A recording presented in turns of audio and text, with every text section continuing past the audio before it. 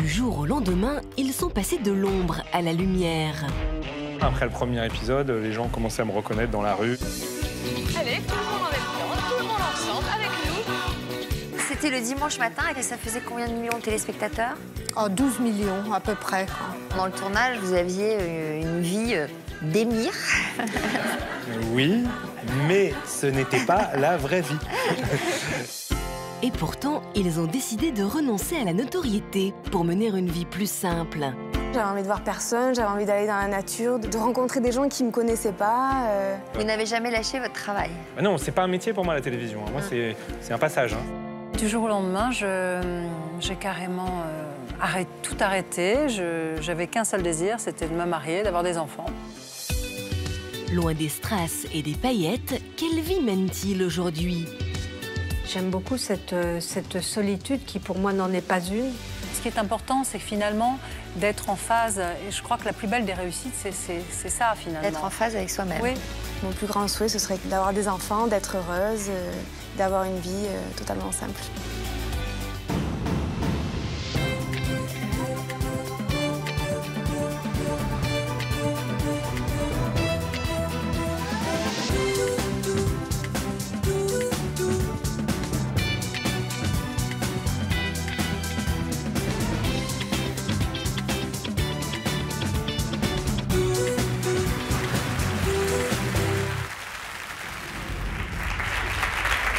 Bonjour à tous, merci d'être avec nous et merci à nos invités d'être présents sur ce plateau. Vous vous souvenez certainement de ces deux femmes qui vous réveillaient chaque dimanche matin en musique, Véronique et Davina. Davina est avec nous aujourd'hui. Après avoir connu la gloire, elle mène aujourd'hui une vie aux antipodes du monde de la célébrité dans lequel elle a baigné pendant des années. Comme elle, nos autres invités ont renoncé à être sous le feu des projecteurs. Mais qu'est-ce qui les a poussés à tout arrêter du jour au lendemain? C'est ce qu'ils vont nous expliquer tout au long de notre émission. Et juste après leur témoignage, nous retrouverons Jennifer ainsi que Karima qui nous donneront de leurs nouvelles dans l'histoire continue. Mais d'abord, ouvrons la première partie de notre émission propulsée au sommet. Bonjour Davina. Alors pour ceux qui ne se souviennent pas, d'abord c'est un plaisir de vous recevoir et regardez, ça va vous rappeler des souvenirs.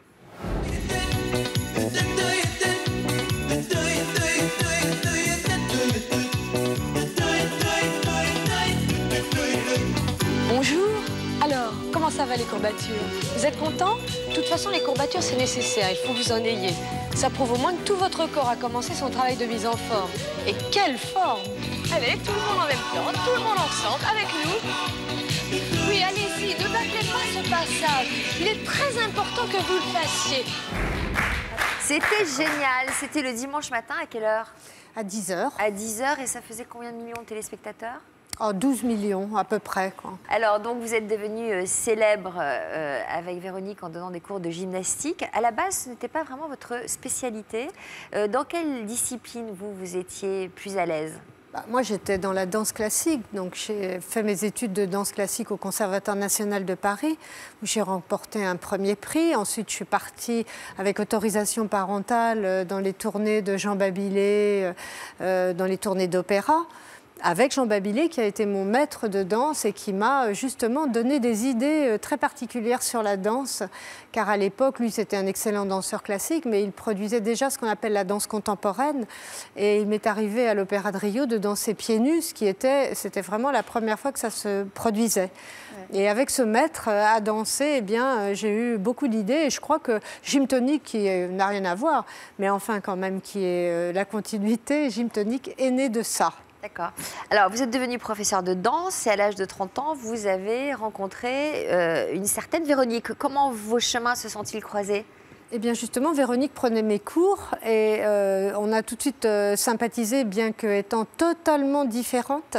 Et elle prenait vos cours? Elle prenait mes cours, oui. Ouais. Et ensuite, on est allé prendre des cours, comme tous les danseurs prennent des cours sans cesse.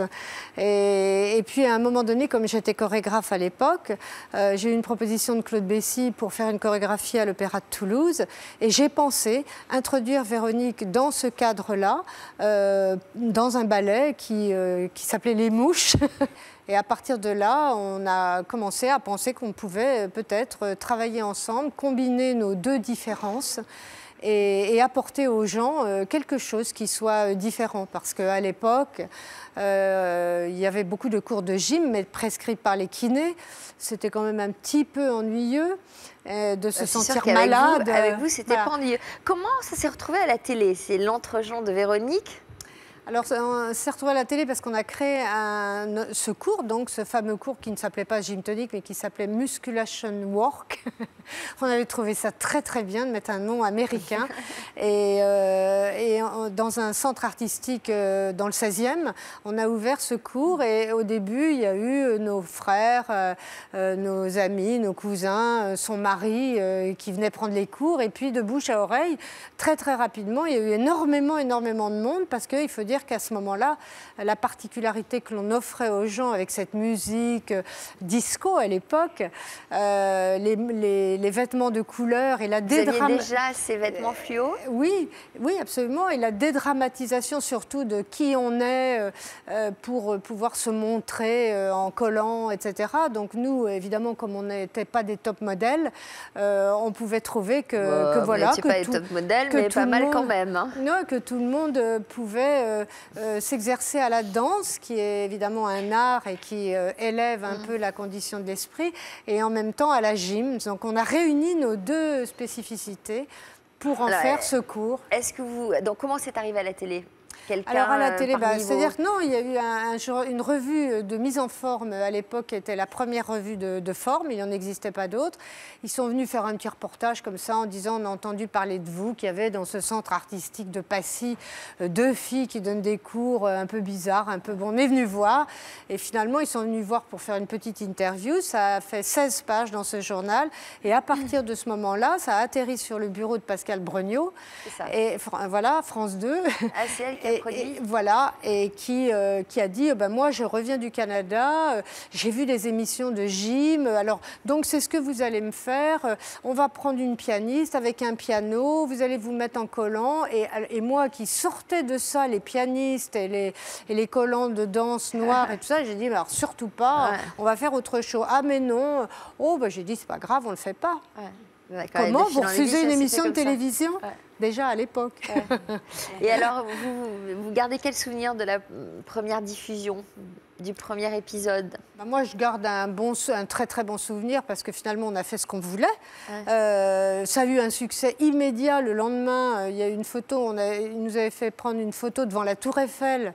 Et le lendemain, donc, c'est passé cette petite photo avec les gens avaient regardé l'émission et ça a été tout de suite une demande incroyable. Alors, comme c'était un pilote seulement qui était tourné, ça a fait l'objet du numéro 1 de l'émission et ça a duré 7 ans. Et alors après, il y avait des guests. Moi, on a tous le souvenir de Bernard Tapie évidemment, avec son petit Marcel bien décolleté, très beau à les l'époque. muscles saillants. On se souvient évidemment de ça. Oui, tout à fait. Voilà. Comment vous avez interprété ce succès fulgurant à l'époque?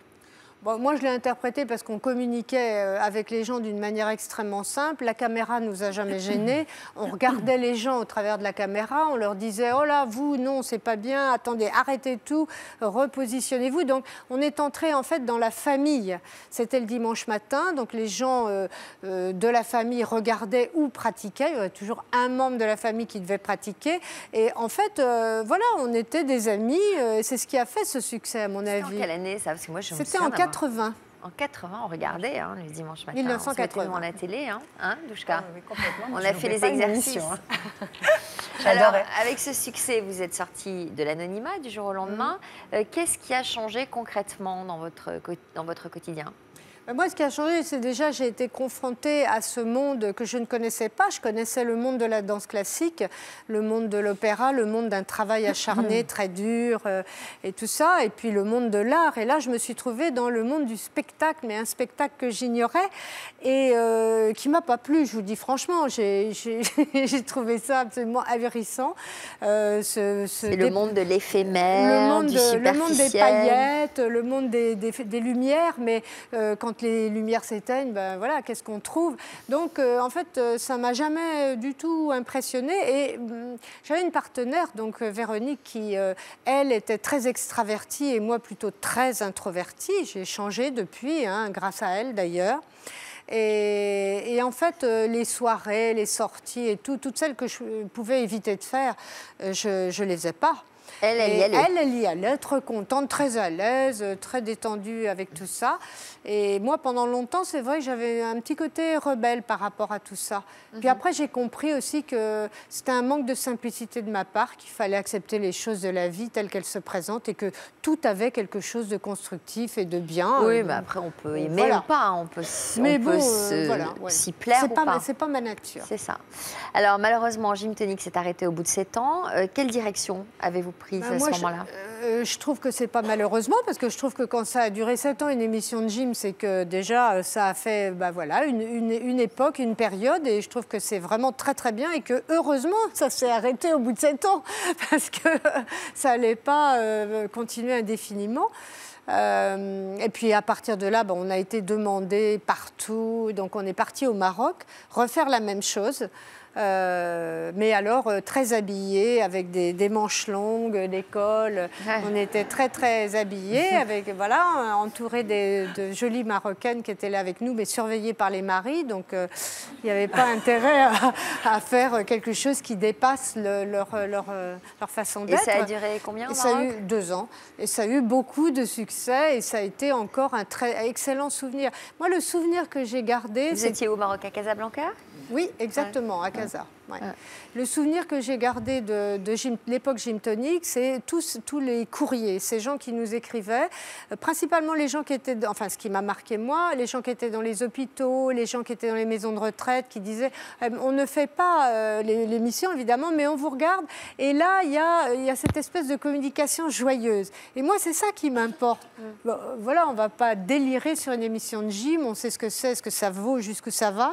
Mais si ça peut aller dans une communication, un contact réel, alors ça valait la peine. Alors, nous découvrirons tout à l'heure en images quelle vie beaucoup plus paisible vous menez aujourd'hui. Mais d'abord, nous allons saluer Olivier. Bonjour Olivier. Bonjour. Votre visage va paraître familier à beaucoup de téléspectateurs. Où ont-ils pu vous voir? Téléspectateurs, surtout téléspectatrices. Oui, dans une émission de séduction, on va dire ça. Comment vous faites? Séduction. Voilà, il y a une dizaine d'années, ou 11 ans même maintenant. C'est marrant, déjà à l'époque, vous aviez l'air timide, mais vous n'avez pas changé. Non, je ne suis pas timide, je suis réservé. Je suis pas timide. Non, je le suis moins qu'avant quand même. Bon. Vos cheveux ont pris quelques couleurs. Ils étaient déjà un petit peu comme ça, mais ça passait peut-être plus inaperçu à l'époque. Ouais. Alors, à l'époque, vous étiez le gentleman célibataire qui cherchait l'amour. Vous n'étiez pas... C'est vrai qu'ils ont pris quelques blancheurs, alors c'est vrai. C'est surtout qu'il y en a moins, en fait, c'est ça. Vous n'étiez pas du tout destiné à vous retrouver sous les projecteurs. À quoi ressemblait votre vie lorsqu'on vous a proposé cette émission? Écoutez, j'étais chef d'entreprise, je le suis toujours d'ailleurs. J'avais une agence de pub, donc une vie mouvementée professionnellement, mais plutôt calme, on va dire, dans la vie privée. Qu'est-ce qui vous a poussé à vous lancer dans cette aventure? C'était le fait d'avoir envie de vivre une expérience nouvelle. Voilà, c'est vraiment ça. On va dire que ça faisait 6 ans que j'avais mon agence. J'étais un peu dans le train-train et puis je me suis dit, tiens, ça a l'air marrant, pourquoi pas, quoi. Ça ne vous a pas fait peur? Et j'y ai pas trop réfléchi, en fait, au début. Et vous vous êtes inscrit? Non, ils sont venus me chercher. Par le biais d'un ami, en fait, qui connaissait une des directrices du casting et qui avait demandé...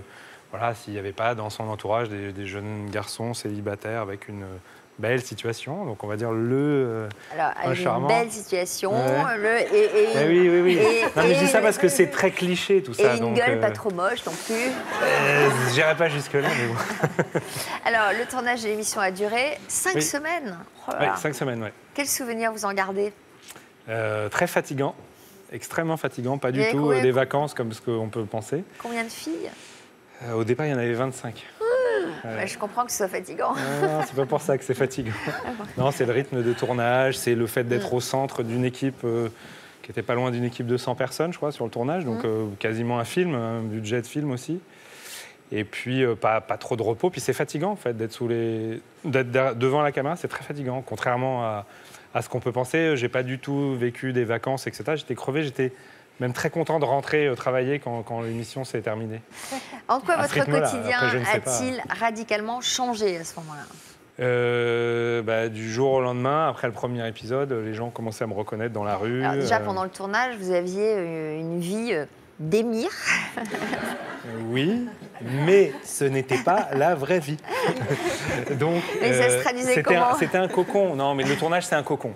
C'est une équipe de 100 personnes, on est ensemble, on fait des voyages, on a un jet privé, des hélicos. Enfin, on est une grosse colonie de vacances et on rigole. Moi, j'ai des très bons souvenirs avec des cadreurs, des ingénieurs du son, avec qui voilà, on était devenus presque des copains. Et voilà. Mais ça n'a rien à voir avec... on va dire ce que j'ai pu vivre après, pardon.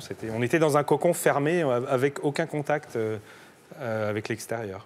Voilà. Alors, il se trouve que lors de ce tournage, lors de ce programme, vous avez trouvé l'amour et vous êtes vraiment, est-ce que c'était vrai ou pas, reparti au bras d'une jeune...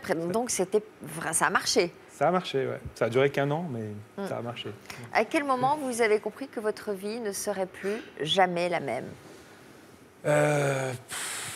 Est-ce qu'elle n'est plus jamais la même? Je ne suis pas sûr, parce que... Non, mais après la diffusion, ça a vraiment changé quand même. Oui, mais ça, c'est juste à l'extérieur. Ouais. Moi, dans mon appartement, chez moi, je suis la même personne. Je vis, j'aime les mêmes choses. Mais voilà. à l'extérieur, qu'est-ce qui se passait? À l'extérieur, c'est tout d'un coup, c'était un déferlement d'invitations à des émissions télévision, à des avant-premières de films, à des soirées, des magazines qui veulent faire des photos de vous, des gens qui vous reconnaissent dans la rue. Voilà, c'est un ouragan, quoi. C'est sûr que c'est assez impressionnant. Donc à ce moment-là, vous avez dû mettre au point des subterfuges. Lesquels? Ouais, des subterfuges, je ne sais pas, mais là, vous me parlez de quoi? Alors, vous me parlez de...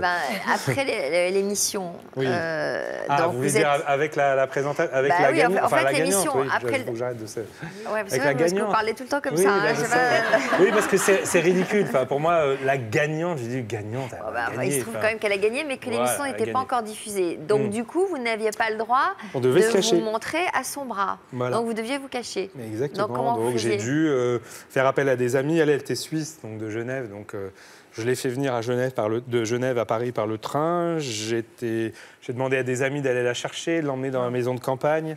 Moi, je suis resté derrière. Voilà. Et puis moi, j'étais derrière en moto, encagoulé, pour que on soit sûr qu'il n'y ait aucun paparazzi derrière et qu'il nous reconnaisse, etc.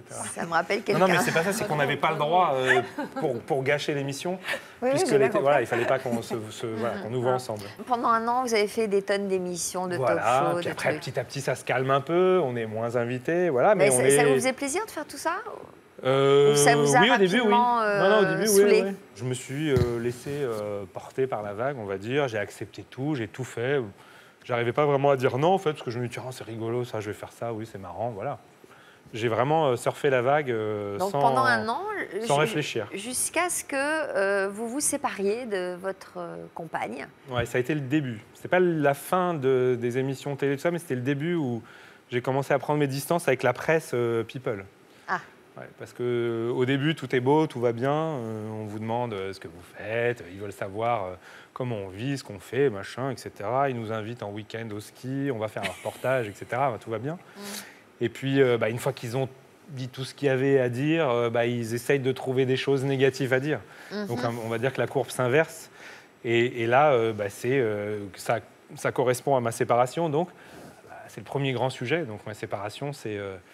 on va chercher tout de suite à savoir comment ils se sont séparés, pourquoi. Mais ils ne l'ont pas annoncé avant que vous vous sépariez quand même, parce que ça, ils sont très forts aussi pour ça. D'inventer des choses qui parfois conduisent à... Non. En revanche, moi, comme je n'ai pas trop réfléchi à l'époque, je suis parti en vacances à Saint-Tropez après ma séparation, ce qui était vraiment le truc le plus idiot à faire. Mais bon, je l'ai fait quand même. J'ai rejoint des amis qui étaient là-bas. Et forcément, à Saint-Tropez, il y a tout ce que vous voulez comme paparazzi. Il y en a un tous les mètres carrés. C'est pas à Saint-Tropez qu'il faut aller. Mais j'ai pas vraiment réfléchi. C'était un peu idiot de ma part. Et donc, ils m'ont photographié déjà avec des amis, des filles amies. Juste en train de me passer de la crème sur le dos, etc. Puis avec ces photos-là, après, ils vous racontent ce qu'ils veulent. Et ensuite, j'ai eu le malheur d'avoir une aventure éphémère qui a duré 2 jours.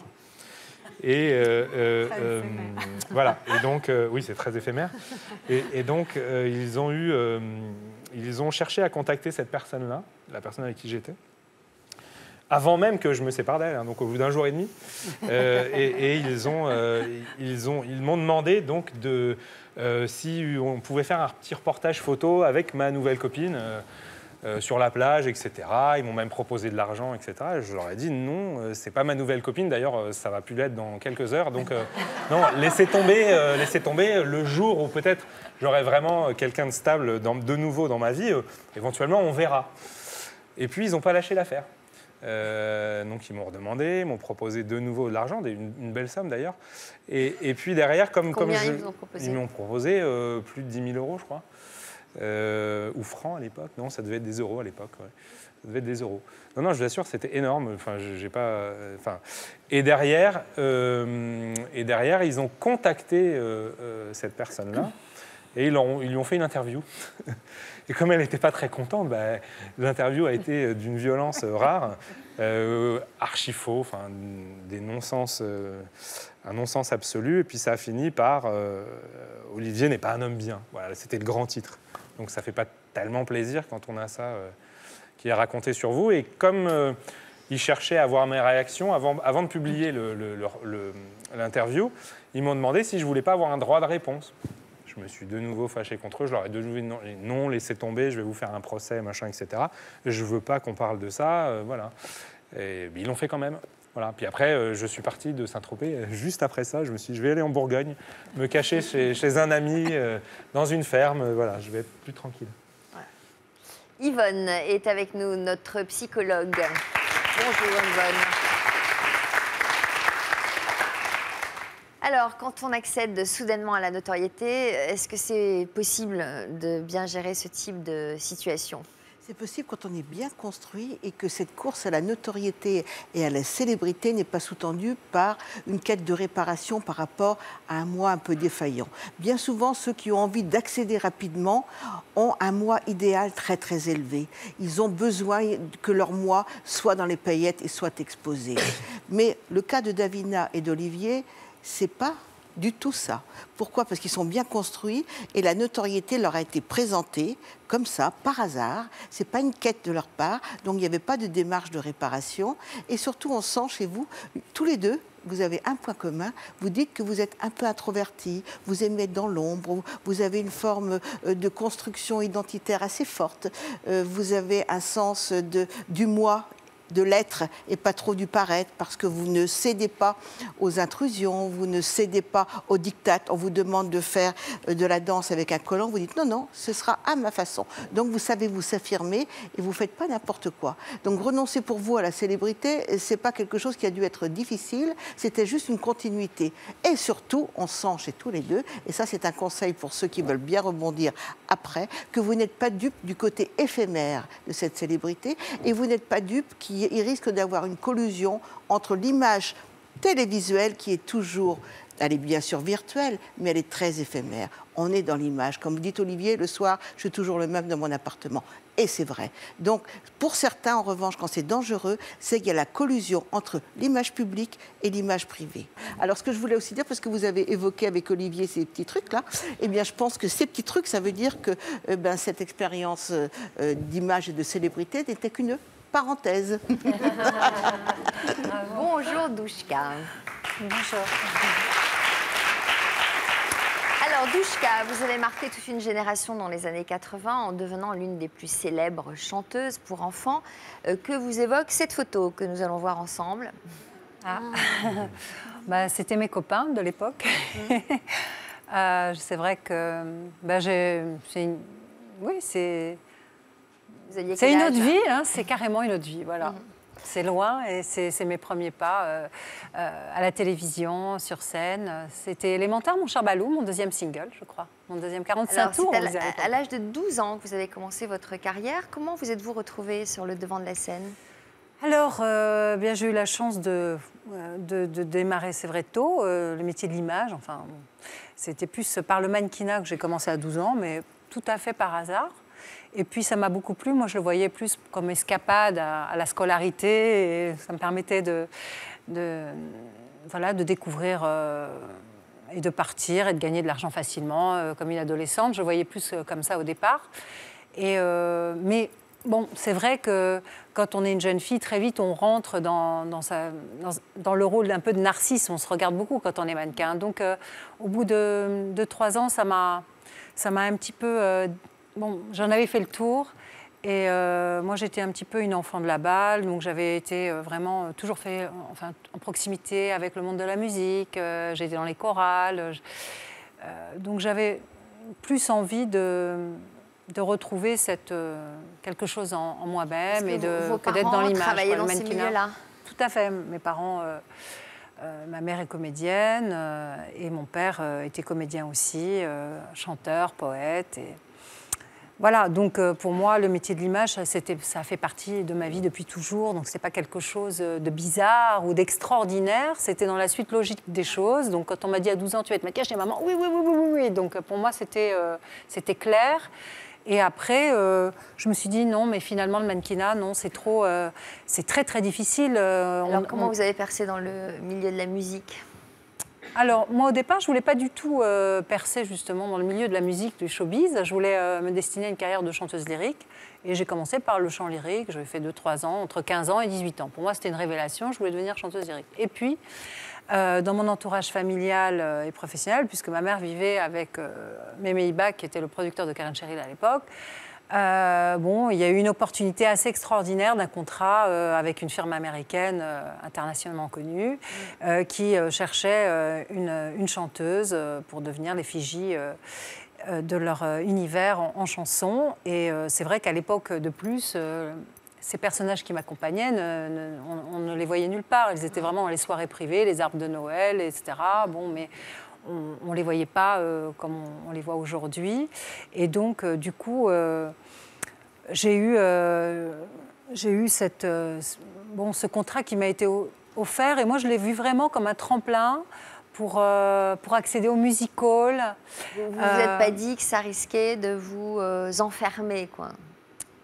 Bah, non, parce que je pense que j'étais d'un naturel très naïf. Ouais. Je le suis toujours, mais moins. Alors, j'essaie de devenir un peu plus sage avec les années, mais je pensais qu'il n'y avait pas ce problème de marketing, d'étiquette.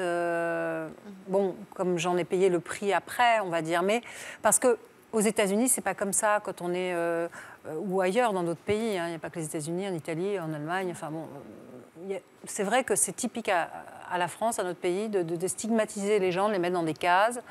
Et ça, je ne l'avais pas paramétré, c'est vrai. Je pensais pouvoir évoluer et je pensais surtout que ça serait un tremplin pour une carrière internationale. Au départ, ça a été vraiment une grande récréation. Il y a eu, d'ailleurs, pendant ces 7 ans, tout au long de ces 7 années, vraiment un rapport avec le public merveilleux. Je pense que la scène, c'était magique avec ces personnages, cet univers féerique. Maintenant, c'est vrai que l'étau s'est refermé au bout de 3 ans. En fait, quand j'avais le sentiment d'avoir appris mon métier, d'avoir gagné un petit peu en assurance, de pouvoir chanter, je continuais de travailler, de prendre des cours de danse. Et vous avez pu chercher un autre boulot au bout de 3 ans ou Non, mais j'ai dit à mon producteur, un matin, je l'ai appelé, je lui ai dit, écoute, voilà, moi maintenant, j'écoutais Cool and the Gang, James Ingram, Madonna, Sandra, tout ça. Évidemment, j'écoutais pas Chantal Goya, ni j'étais pas chanteuse pour enfants. Pour moi, c'était un personnage de la chanteuse, quoi, de la carrière de chanteuse. C'était pas forcément... voilà. Il vous a répondu quoi? Ah ben, c'était pas possible, évidemment, parce que pour eux, pour toute la production, c'était inespéré le succès que j'avais. C'était quelque chose... J'avais quand même, au bout de 2 ans de carrière, j'ai eu 2 disques qui étaient dans le fameux top 50, dans les 10 premiers du top 50. Donc c'était... C'est vrai que le succès, c'est toujours miraculeux, même s'il y a des recettes Donc vous avez continué? Donc j'ai continué par solidarité et par professionnalisme aussi, parce que je me suis dit, on n'a pas le droit de construire quelque chose et de défaire... J'étais un bon petit soldat, un bon petit cheval de course, bien entraîné à la performance. Et donc, j'ai continué. La seule chose que je n'ai pas paramétrée, c'est que j'allais m'essouffler beaucoup et qu'à un moment donné, j'allais carrément vouloir arrêter, mais complètement, du jour au lendemain, quoi. Alors, donc, c'est à l'âge de 26 ans que vous avez eu un déclic. Vous avez réalisé quoi à ce moment-là? J'ai réalisé que, en fait, j'ai refusé carrément une offre qui était que personne n'aurait refusé, enfin, pas grand monde, en tout cas, carriériste, aurait refusé. J'ai refusé de signer le contrat en direct avec Walt Disney Productions. Donc j'allais devenir une production, parce qu'à l'époque, j'avais un producteur qui était en contrat avec donc, la compagnie américaine. Et j'ai refusé donc, de signer en direct, alors que je pouvais prendre beaucoup d'argent et que je pouvais, à ce moment précis, développer ce que j'avais souhaité au départ, c'est-à-dire la carrière internationale, partir, voyager, devenir la Violetta d'aujourd'hui. Et bon, pourquoi j'ai refusé? Parce que j'avais plus envie. Et qu'au moment, quand on a 22 ans, 23 ans, qu'on on est vraiment dans la force de l'âge, moi je passais des heures à chanter, danser toutes les semaines, vraiment j'avais énormément d'énergie, bah, comme tous les jeunes hein, qui démarrent et qui se construisent dans la vie. Et le fait d'être bridé comme ça, d'être emprisonné quelque part dans un personnage qui était statique, et de ne pas pouvoir le faire évoluer, finalement, je fais le rejet et j'ai refusé ce contrat. Et mon seul objectif, c'était de devenir maman. Donc je partais en gala avec le magazine Parents. Et vous aviez le fiancé? Oui, forcément. Pour faire le bébé. Oui, voilà. Donc j'avais trouvé un fiancé sur ma route et je pense que j'étais complètement immature puisque j'étais, comme le disait Yvonne, plus attirée par justement l'ascension fulgurante, la célébrité, le monde, ce côté huge, ce côté grandiose que peut offrir ce métier. Aujourd'hui, vous signerez le contrat avec la firme internationale, si c'était à refaire? Oui. Ah, oui. Vous le feriez? Oui, mais on ne peut pas parler comme ça. Parce que, en fait, si je pense comme je pense aujourd'hui, c'est parce que j'ai passé tout ce que j'ai passé. Donc, je pense que c'est un non-sens que de dire on ne peut pas refaire l'histoire. Mais c'est vrai que, avec la sagesse et l'expérience que j'ai acquise, je pense que je signerai ce contrat et je prendrai tous les numéros de téléphone pour pouvoir me faire un carnet d'adresses comme ça et pouvoir évoluer artistiquement là où je voulais aller. Et je n'ai pas eu parce que je ne suis pas calculatrice, je ne suis pas stratégique. Et je pense que quelque part, des artistes comme Madonna, comme des gens qui réussissent comme ça, sont forcément des artistes, des femmes de tête et des femmes stratégiques. Moi, j'ai toujours été une femme de cœur, je le revendique. Et aujourd'hui, j'ai fait un parcours qui est celui-ci. Et... Un commentaire d'Yvonne. Non, mais je crois que Douchka exprime très bien les risques qu'ont les jeunes à être propulsés dans la célébrité. Pourquoi? Parce qu'ils sont fascinés, grisés par tout ce qui leur arrive. Ils n'ont pas le temps de penser à eux. Et de quoi souffrent-ils? Ils n'ont pas de manque. Donc, après, ils ne désirent plus. Et c'est pour ça qu'on voit bien souvent des célébrités à 20, 25, 30 ans, c'est encore jeune, 30 ans, eh bien sombrer dans la dépression parce qu'ils sont face à face avec quoi? Avec leur vide existentiel. Ils ont été complètement absorbés par l'image qu'ils représentaient et vous évoquez fort bien, Douchka, l'image dans laquelle vous étiez enfermé. Et ça, vous n'en vouliez pas. Aujourd'hui, vous signerez. Pourquoi? Parce que vous en faites votre créativité. C'est un métier, mais ce n'est pas pour la célébrité. Oui, c'est pour le plaisir de la création. Complètement. Voilà. Complètement, mais c'est vrai que voilà, c'est l'expérience qui donne cette... Et c'est vrai, et voilà, c'est pour ça que je pense que c'est important de le dire. Et la construction de soi est primordiale entre 20 et 30 ans, c'est primordial, il ne faut pas passer à côté, quoi, parce qu'après on le paye très cher. Mais en revanche, je trouve que ça a été néanmoins une expérience qui était unique, parce que si aujourd'hui je peux venir témoigner sur un plateau de télé, c'est quand même grâce au petit personnage, pour reprendre le guillemets, que j'étais à l'époque. Il en faut deux, c'est ça, comme ça fait ridicule. Voilà, alors comme ça, voilà. Et que l'amour que m'a donné le public et la reconnaissance que j'ai eue du public, ça a été magique. Et la fidélité aussi. Alors, donc, on n'a pas tout perdu quand même dans une expérience comme ça. Voilà ce que je voulais dire. Marine, vous avez écouté... D'abord, bonjour. Bonjour. Vous avez écouté attentivement les récits de nos autres invités. Lequel se rapproche le plus de votre histoire? Sans hésiter, Olivier. Comment vous êtes-vous retrouvée, vous, dans cette émission de télévision? Exactement comme lui. En fait, on est venu me démarcher. Et moi, j'étais esthéticienne. Enfin, j'étais en train de faire mes études à cette période-là. Et j'étais en train de passer mon BTS. Et je rêvais d'être maquilleuse pour plateau télé ou d'être casteuse, donc de trouver des nouveaux talents. Et donc, une directrice de casting m'a ajoutée sur un réseau social. Et j'ai pu discuter un petit peu avec elle. Je voyais que je l'intéressais un petit peu. Et elle m'a dit, si tu veux vraiment être casteuse, si tu veux vraiment être maquilleuse, il faut que tu nous rencontres, il faut que tu passes un casting, que tu vois un peu comment ça se passe. Et donc, moi, j'ai passé une étape, et 2 étapes, 3 étapes, 4 étapes, voilà. Et après, j'ai été sélectionnée. Pour faire quoi? C'était quoi le but de l'émission? C'était exactement comme Olivier. En fait, j'étais la séductrice et j'avais des prétendants hommes. Donc, à l'époque, vous étiez célibataire? Oui. Et quand on vous a proposé vraiment de participer à cette émission, vous avez accepté? Vous Donc, avez hésité? quand on m'a dit « c'est bon, c'est toi », sur le moment, j'ai dit « est-ce que vous pouvez pas prendre celle qui arrivait juste derrière moi ?» parce que je pense qu'elle serait vraiment plus contente que moi d'être... je me sentais pas du tout prête à passer de l'autre côté de la caméra. Et après, en y réfléchissant, je me suis dit que ce serait peut-être l'occasion d'avoir un plus grand réseau. Et voilà, si j'ouvrais quelque chose, si j'avais un magasin plus tard, j'aurais plus de contacts, plus de gens qui me suivent. J'ai vu ça un petit peu comme ça à un moment. Voilà. Comment vous avez vécu le tournage de l'émission? Alors au début, très stressée, parce qu'ils nous enferment, ils nous mettent 2 jours dans un hôtel un petit peu pour qu'on soit seuls. Donc je suis partie à la pharmacie d'en bas, j'ai dit j'ai pas d'ordonnance, donc vous me donnez s'il vous plaît ce que vous avez de plus fort parce que je suis hyper stressée, je me sens pas du tout.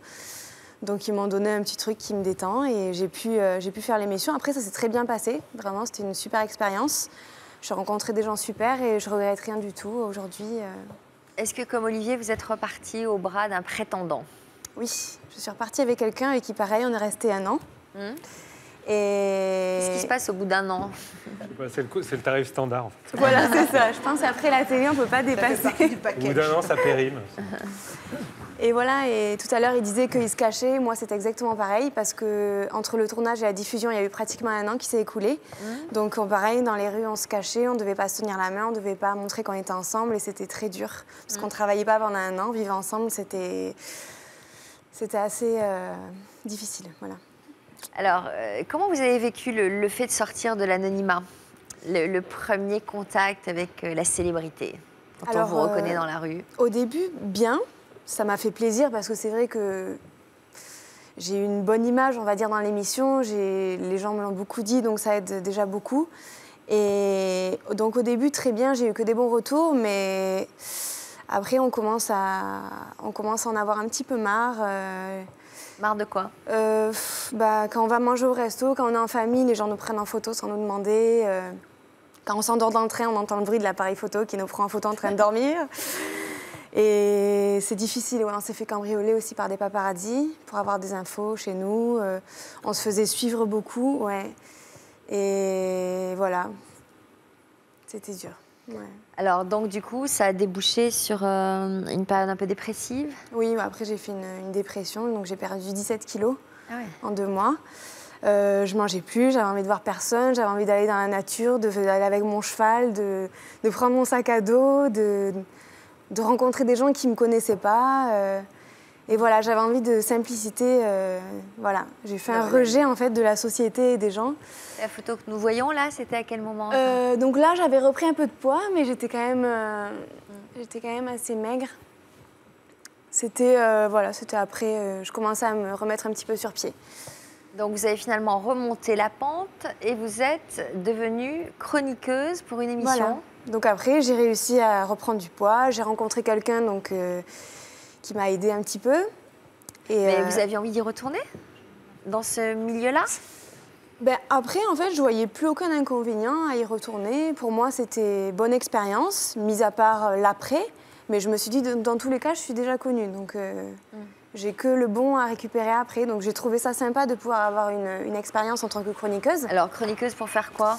Alors, j'avais une chronique sur un plateau. J'expliquais, en fait, les nouvelles télé-réalités dans le monde entier.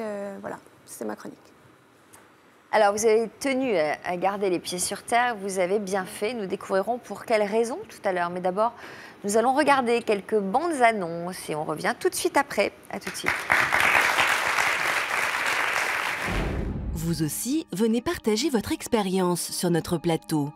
Vous avez perdu beaucoup de poids et vous en avez profité pour faire le grand ménage dans votre vie. Une fois vos kilos envolés, vous avez retrouvé une seconde jeunesse. Vous avez dit adieu à votre vie rangée et vous êtes mis à sortir et à séduire. En perdant du poids, vous avez réalisé que votre vie ne vous convenait plus et vous avez pris la décision de vous séparer. Depuis que votre conjoint a perdu beaucoup de poids, vous ne le reconnaissez plus. Vous êtes inquiète pour votre couple. Une importante perte de poids vous a fait perdre pied. Vous avez pris des décisions que vous regrettez aujourd'hui. Pour apporter votre témoignage, contactez-nous au 0820 16 30 15 ou connectez-vous sur notre site internet.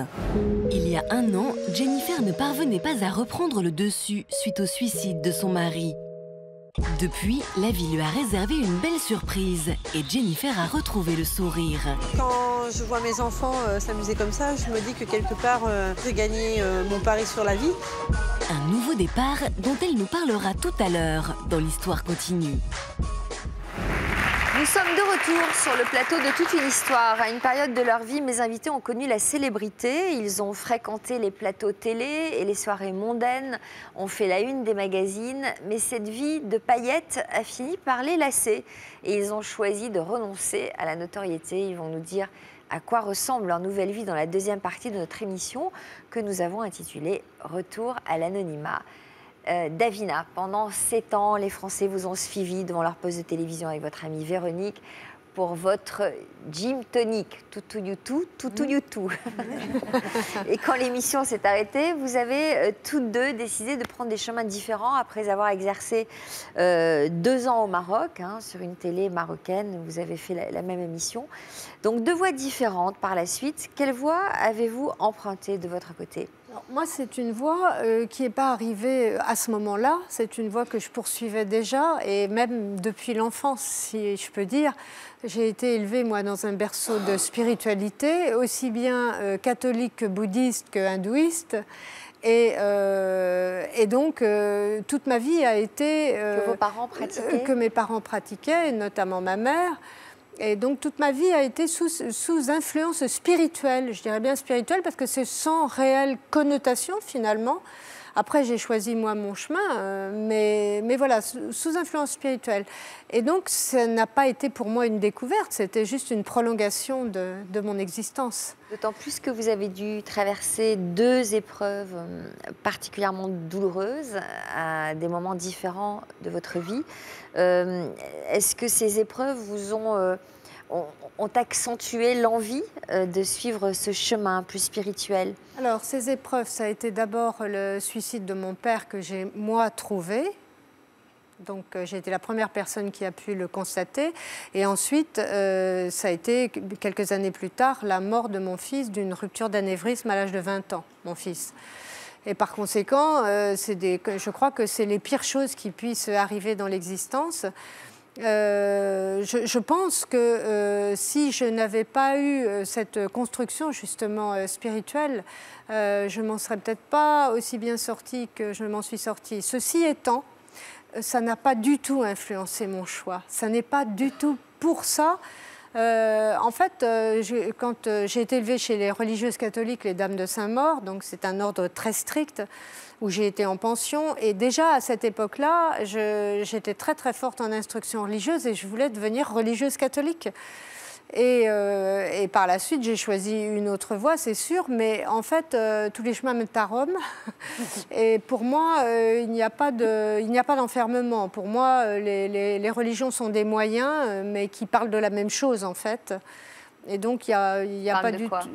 qui parle de l'essentiel, je pense, de cette nature que nous avons, qui est très, très belle, qui est très pure, et finalement, qui pourrait accomplir une vie avec beaucoup moins de dommages si on la rencontrait, cette nature. Et je pense qu'en rencontrant une voie spirituelle, justement, c'est un moyen de pouvoir se contacter avec soi-même dans la profondeur de soi. Donc ça, c'est le chemin de toute ma vie, c'est le chemin réel. Après, toutes les choses qui sont passées en surface, qui sont d'ailleurs également essentielles à la vie, comme un métier, comme des rencontres, comme un mariage, comme une famille, etc. Tout ça, c'est essentiel. Mais le plus essentiel pour moi a toujours été ce point de rencontre spirituelle, ce point d'attache qui fait que quand la vie bascule, tout ne bascule pas. Alors en 2010, vous vous êtes retiré du monde, vous avez troqué vos baskets pour pas tous les jours manifestement, pour revêtir les habits de nonne. Et c'est ainsi que vous avez trouvé votre équilibre.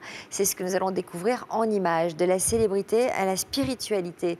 C'est le titre du reportage que nous vous avons consacré. En pleine campagne, non loin de Poitiers, le temple Sokorling. Tête rasée, robe safran, il y a 10 ans, Davina est devenue nonne bouddhiste.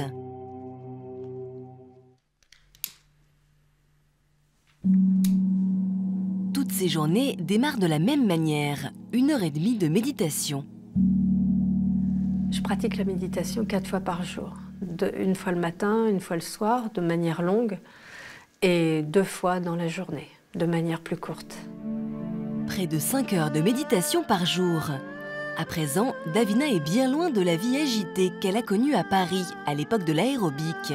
J'aime beaucoup cette solitude qui, pour moi, n'en est pas une. Le mot solitude n'est pas quelque chose de péjoratif, c'est juste le moyen de trouver le calme nécessaire à l'expression que je souhaite donner à mes journées. Cette propriété, c'est son ancienne maison de campagne. Il y a 10 ans, elle a décidé de la transformer en monastère bouddhiste. Cette maison-là, c'est la maison d'origine. La construction du monastère a commencé dans cette maison, finalement, en construisant un petit temple au premier étage, au-dessus de l'escalier de pierre. C'est devenu une chambre de méditation exclusivement réservée aux moines et aux nonnes. Car ici, elle n'est pas seule. Davina accueille 3 autres nonnes que nous ne pourrons pas voir. Des femmes à qui elle enseigne son savoir. Donc ici, on arrive dans un lieu qui est un lieu honoré par un Bouddha de protection, qui est là et qui veille sur la paix du monastère, la paix du lieu. Cette philosophie bouddhiste, Davina y baigne dès son plus jeune âge, grâce à sa mère. Mais c'est au cours d'une rencontre avec le Dalai Lama qu'elle a eu une révélation. Quand j'ai rencontré le Dalai Lama, on s'est serré la main, enfin il m'a serré la main. Et là, dans ce contact-là, j'ai compris que c'était le bon moment pour moi de demander effectivement recevoir cette ordination monastique. Et c'est en 2004 qu'elle finit par se faire ordonner nonne. En parallèle, Davina enseigne le yoga à des médecins, des psychologues et des infirmières en quête de spiritualité. Vous allez bien? Donc on va commencer le cours. Vous mettez les mains sur les genoux. Vous respirez librement, aucune tension. Et on commence. On inspire. Ici, on est bien loin de la gym tonique. Après le culte du corps, voici venu le temps du culte de l'esprit. Enfin... Le corps et l'esprit marchent ensemble. Il n'y a pas un corps qui marche tout seul sans son esprit. C'est pas possible. Donc les deux sont liés. Et les deux sont de notre devoir d'être humain, de devoir être soigné, entretenu, mais surtout mis dans une progression. Il monte. Parfait, Gérard. Et ici, voilà, on reste dans la position. Et on remonte avec élégance. Donc on se serre de ses abdominaux pour remonter. Voilà. C'est bien, vous êtes des bons élèves hein, quand même, il n'y a pas à dire. Donc Davina me confie à l'instant qu'elle travaille aussi beaucoup sur les textes anciens que vous enseignez à qui alors ? Aux gens qui viennent, qui souhaitent entendre cette philosophie. Parce que si pour moi c'est un engagement religieux, pour les gens, en fait, le bouddhisme, c'est une philosophie de vie qui est d'ailleurs qui correspond très très bien à l'époque dans laquelle on vit. On retrouve énormément de choses très très simples qu'on a oubliées, je crois, ne serait-ce que d'être humain, les valeurs de l'être humain. Est-ce que Véronique vient vous voir ? Oui, Véronique vient, pas souvent, mais elle vient de temps en temps. Elle suit vos cours ? Non, elle ne suit pas mes cours. Non, elle est... Véronique, c'est... Non, pas du tout. Mais on partage beaucoup de joie ensemble. Pourquoi vous avez accepté de venir sur notre plateau aujourd'hui ? J'imagine que vous ne regardez pas la télé ? Ah non, je ne regarde pas la télé, sauf les informations quand même, parce que j'estime que ce n'est pas parce qu'on se retire du monde pour faire des études spirituelles, pour méditer, etc., qu'on doit passer à côté du monde. Donc c'est important de rester pour une part dans le monde, actif, en tout cas déjà témoin, et pour voir ce qu'on peut faire. Si on peut faire quelque chose. Et pourquoi je suis venue ici? Généralement, vous savez, je refuse toutes les émissions de télévision qui sont proposées. D'abord, c'est parce que je trouve que cette émission est très bien construite et dirigée par vous, Sophie. Et que, voilà, j'ai eu envie de vous rencontrer, c'est vrai. Ça, c'est... Voilà, je vous le dis, très simplement. Et en plus, parce que je pense aussi qu'il est bon de montrer une chose, c'est qu'on peut suivre un parcours spirituel d'une manière très approfondie et en même temps être toujours dans la vie, avec les gens, et voilà. Un commentaire d'Yvonne sur ce choix? Je voudrais rebondir sur le terme renoncer. Renoncer, ce n'est pas une amputation de quelque chose. Ce que vous dites, c'est on s'allège de superflu, on n'est plus en contact avec des idées reçues qui vous limitent dans l'existence. Et je crois qu'au contraire, on va c'est une forme d'exploration à l'intérieur de soi pour être mieux avec autrui. Enfin, c'est un peu comme ça que j'ai compris votre message, avec cette notion d'impermanence, que tout bouge, tout bouge. Donc, je trouve ça très intéressant. En tout cas, ça donne envie. Hein. Ça donne envie parce qu'il y a une sérénité. Passer 15 jours. On ne peut pas arrêter les tournages pendant 15 jours. Je viens faire un stage. De sérénité, de zen attitude. Ce serait bien. Olivier, vous venez avec moi? Quand vous voulez. Alors, vous êtes devenu... Alors, il paraît que vous ne décrochez pas de votre téléphone portable. Justement, ça vous ferait du bien d'aller chez Davina. Je rêve de ça. C'est Mais vrai? je vais le faire. C'est vrai, vous rêvez de ça? Oui. Vous êtes stressé, vous. Ouais. Quand j'aurai vendu ma société, je vais faire ça. Puis je vais voyager un peu. Vous êtes accro au portable, à vos contrats? Non, je ne suis pas accro, c'est par nécessité. Vous avez combien d'employés? Oh, je n'ai pas beaucoup, j'en ai 6. Énorme, mais c'est des responsabilités. C'est justement parce que je suis petit que je fais beaucoup de choses. Voilà. Alors, vous êtes devenu le célibataire le plus célèbre de France en participant à une émission de... Alors, vous êtes devenu le célibataire le plus célèbre de France en participant à une émission de télé-réalité il y a 11 ans. Vous avez d'abord profité de cette notoriété, mais au bout d'un an, vous n'avez plus supporté l'intrusion permanente de la presse People dans votre vie privée. Qu'est-ce qui est devenu particulièrement éreintant pour vous? C'est pas au bout d'un an, c'est que ça commence à un an après. C'est-à-dire qu'il y a la presse People. Au bout d'un an, j'ai dit la presse People, c'est fini. Parce que je peux pas leur faire confiance. Parce que de toute façon, ils racontent n'importe quoi. Ils sont juste bons à prendre des photos et à mettre les sous-titres qu'ils veulent pour inventer leurs propres histoires qui ne sont pas vraies. Et puis, en fait, au fur et à mesure du temps, c'est pas que la presse. Après, c'est les ragots. Comme j'étais quelqu'un qui sortait beaucoup, même avant de faire l'émission, j'étais quelqu'un qui sortait beaucoup. J'imagine que dès que vous rencontriez une fille, tout de suite, c'était... Non, mais c'est pas forcément ça. Vous faites quelque chose dans un endroit, et puis si quelqu'un va le voir, il va le répéter à un autre, qui va le répéter à un autre. Puis un jour, vous allez à un dîner, et puis quelqu'un en face de vous, que vous ne connaissez ni d'Ève ni d'Adam, vous raconte quelque chose qui est absolument faux sur vous. Voilà, ça, c'est pénible. Voilà, et puis après, oui, avec les filles, alors oui, c'est sûr que forcément, après, quand on a une relation, comme ça a été mon cas, après, des relations stables, longues, quand vous êtes quelque part et vous n'êtes pas avec votre fiancé, et qu'on vous voit au bras de quelqu'un ou en train de discuter avec une autre femme, bah, tout de suite, il y a toujours une personne qui est là, qui vous reconnaît. Donc, qui sait que vous êtes avec l'autre personne, mais que vous ne connaissez pas, et qui va colporter le ragot que, tiens, on l'a vu, il avait l'air en amouraché de cette fille, alors que j'étais juste en train de discuter avec quelqu'un. Voilà. Et du coup, ça blesse l'entourage, et puis ça vous force, vous, à vous expliquer, etc., là où il n'y a rien à dire, quoi. À quel moment avez-vous définitivement renoncé aux paillettes? Quand j'ai rencontré ma femme. Même si j'avais un petit peu renoncé avant, mais ça a été vraiment clair et net quand j'ai rencontré ma femme. Alors, c'était pas une bachelorette, elle? Non, pas du tout. Ça aurait pu. C'était qui? Non, on va bien savoir, alors. C'est ma femme. D'accord, mais... C'est tout. Elle n'est pas connue. Qu'est-ce qui a fait qu'elle est devenue votre femme? Parce que c'est quelque chose que j'explique pas. C'est parce qu'elle est ce que j'ai toujours voulu dans ma vie. Ça s'est fait naturellement. C'est la seule personne que j'ai eu envie de marier de manière naturelle, que j'ai demandé en mariage C'est venu, voilà, c'est venu de là, hein, tout simplement, et de là. Et c'est tout, parce que, voilà. Et vous avez vu à la télé? Je crois pas qu'elle m'avait vu à l'époque de l'émission, parce qu'elle est plus jeune que moi. Hein. Et en revanche, elle savait qui j'étais, quoi. Oui, mais c'est pas pour ça qu'elle m'a. Non, ça aurait pu la faire fuir, au contraire. Ouais, c'est possible. Ouais, ça aurait pu la faire fuir. Ouais. Bon, donc 11 ans mais après. Bon, il y en a pas beaucoup qui ont fui à cause de ça. Hein. Je suis désolé de le dire, mais. C'est vrai? Ça les a plutôt attirés? Ouais. Avec les filles, vous aviez un succès fou, comme dirait l'autre? Beaucoup plus qu'avant, en tout cas. Ça, c'est sûr. Donc ça a été un peu bizarre. Voilà. Bon, donc vous ne regrettez pas?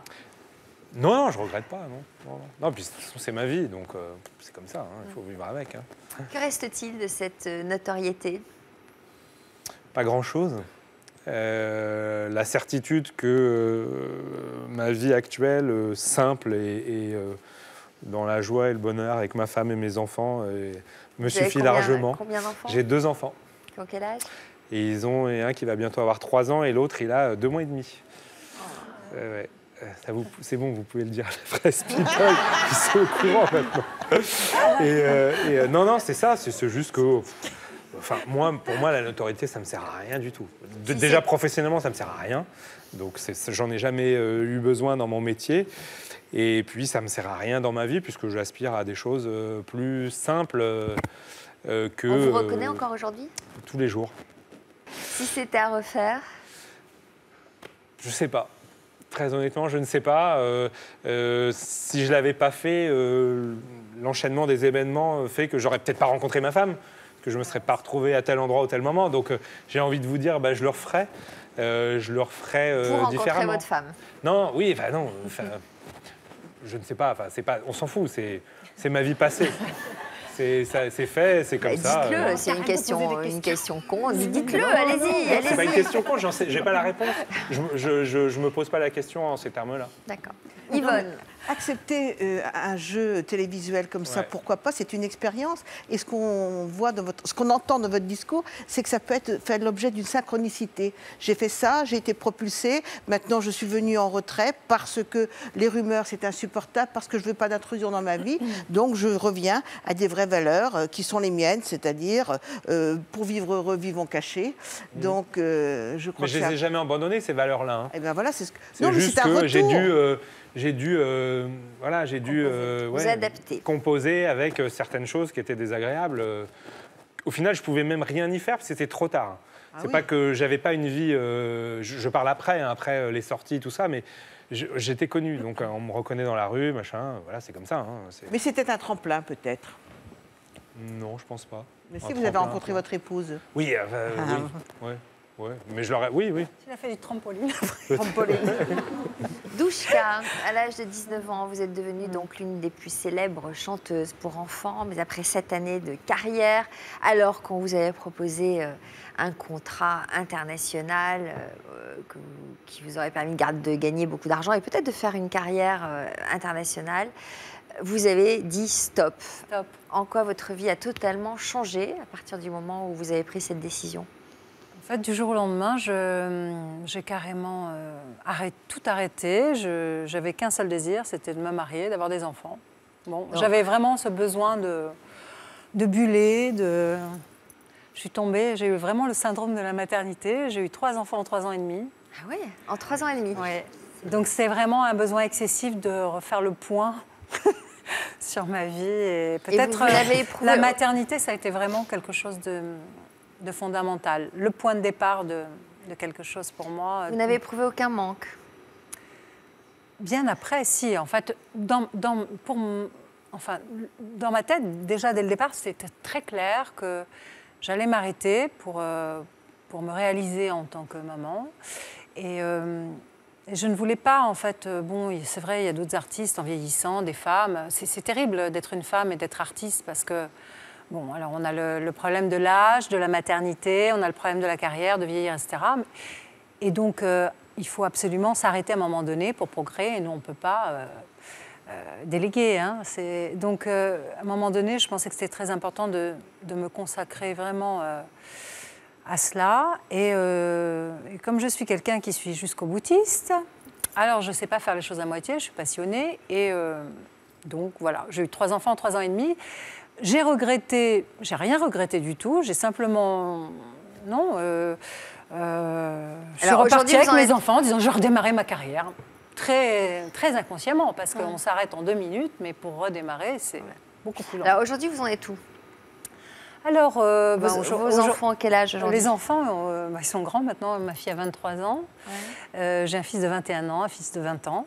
Et aujourd'hui, j'ai fait plein de choses parce que, en fait, j'ai essayé de redémarrer ma carrière.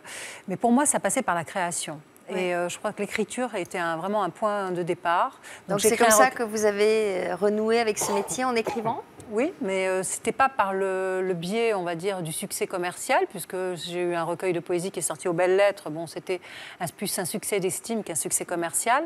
Mais pour moi, ça a été le point de départ, la créativité, la création, l'écriture, la procréation. Ça a été le point de départ de peut-être la personne que j'ai trouvée après ce personnage comme ça. Alors, vous l'avez trouvée, la personne? Oui, aujourd'hui, oui. Je suis très épanouie. Et bon, c'est vrai que même si je chante aujourd'hui, peut-être devant des salles moins... j'ai plus 10 000 personnes qui viennent me voir au concert comme il y avait quand j'étais disque d'or. Mais en même temps, les quelques personnes qui sont venues m'écouter, c'est la même importance, parce que ce qui est important, c'est finalement d'être en phase. Et je crois que la plus belle des réussites, c'est ça, finalement. D'être en phase avec soi-même. Oui, complètement. Qu'est-ce que vous chantez alors quand vous produisez? Alors, j'ai des chansons. J'ai un hommage à Gianni Esposito, mon papa, qui va sortir, j'espère, dans le dernier trimestre 2014, je pense, et avec la chanson Le Clown. Et donc, pour moi, c'est vraiment un retour aux sources, la poésie. C'est un album que j'ai vraiment imaginé. Jamais j'aurais imaginé, en fait, il y a 10 ans, pouvoir enregistrer la chanson de mon père, parce que c'était pour moi intouchable. Et j'avais tellement idéalisé ce père qui était parti alors que je n'avais que 10 ans. Et finalement, c'est le fait de pouvoir aujourd'hui incarner ces chansons et remettre en lumière ce répertoire, pour moi, c'est comme une renaissance. Et je suis quelqu'un aussi, avec un engagement différent que celui de Davina, mais qui quelque part est très proche aussi de cette quête de spiritualité qui passe pour ma part au travers de quelque chose de la musique, parce que je pense que la musique est un vecteur et un canal.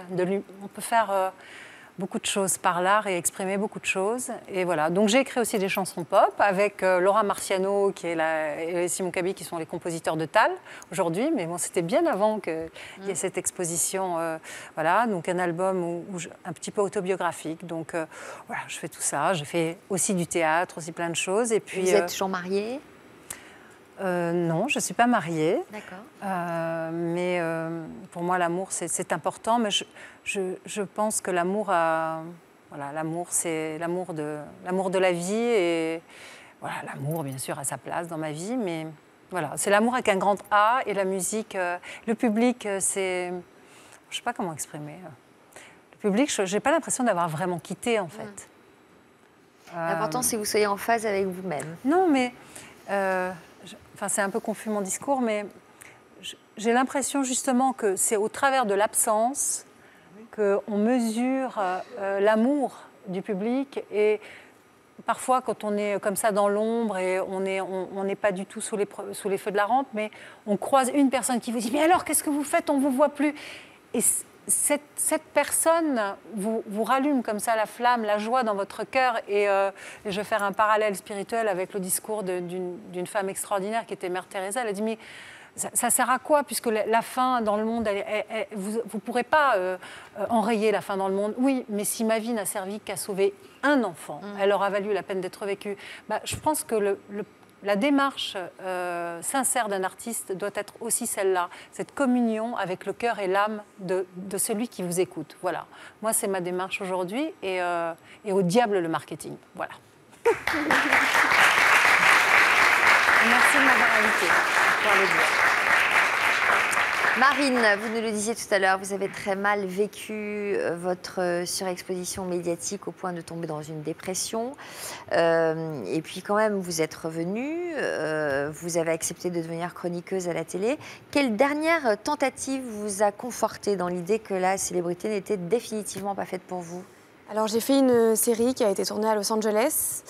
Et c'est vrai que pendant tout le tournage, je comptais un petit peu les jours pour rentrer chez moi, retrouver ma famille, mes amis, tout ce qu'il y avait, voilà, tout ce qui m'apportait le plus grand bonheur.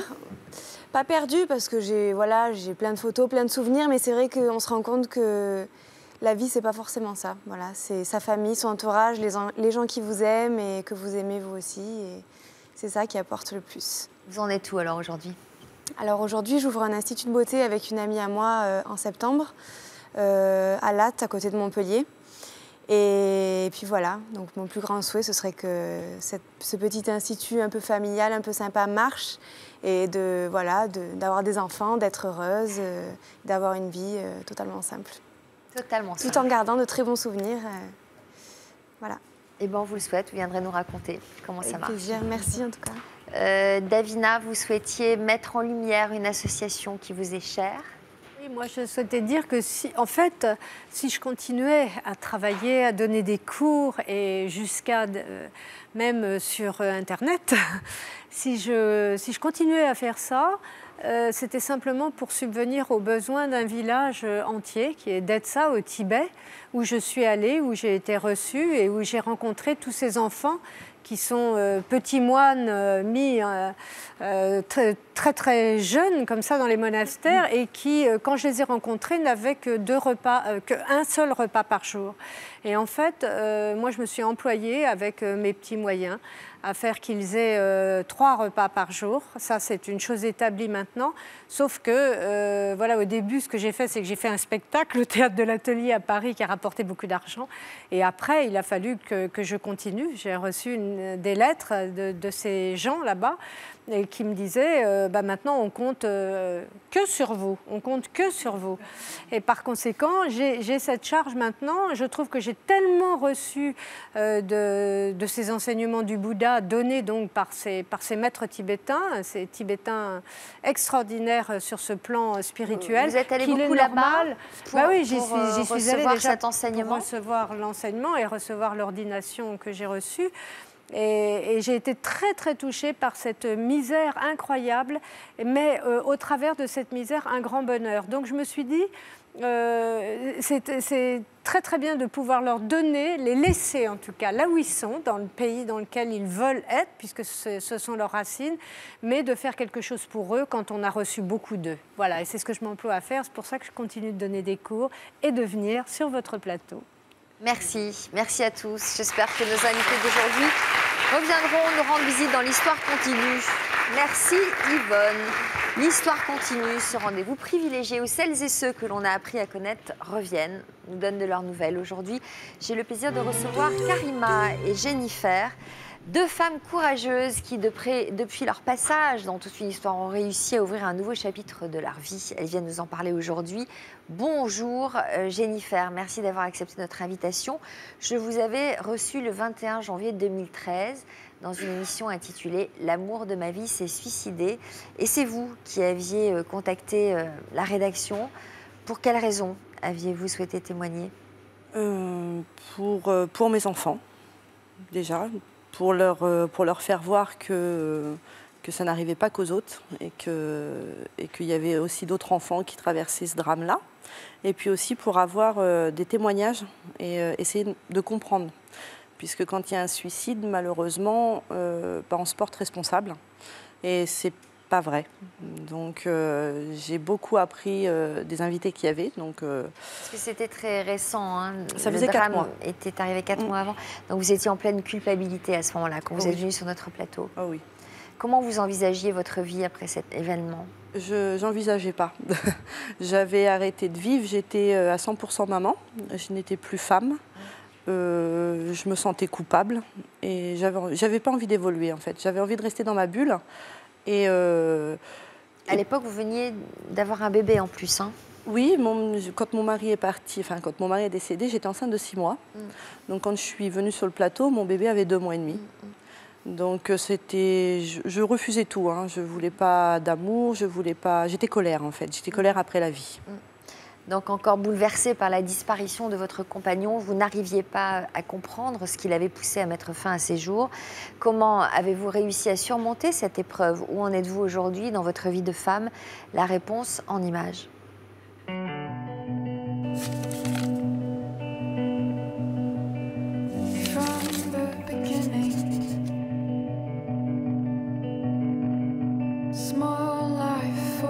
Il m'a dit « je t'aime ». Il est descendu dans le garage et il n'est pas remonté. Jennifer était âgée de 33 ans et elle était enceinte de son 5e enfant lorsqu'elle avait dû faire face à une terrible épreuve, le suicide de son mari, Tony.